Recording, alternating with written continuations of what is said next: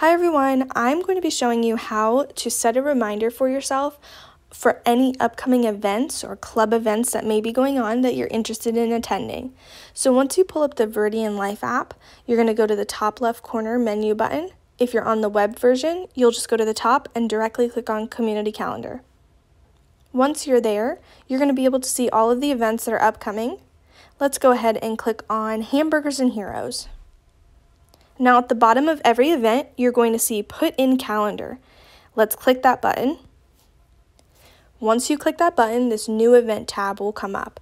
Now this is going to have all of the information about the event, the location, the times, the date, and it will also have a button called Alert. So once we click on that, we can set an alert for us. So I'm going to go ahead and click on one day before because I would like to be notified that this event is happening one day before the event. This is going to give me a reminder. And once I click add, it will be added directly to my personal calendar. So if I go ahead and go back and go to the Clubs tab, and let's say we go down and click on the Viridians Book Club,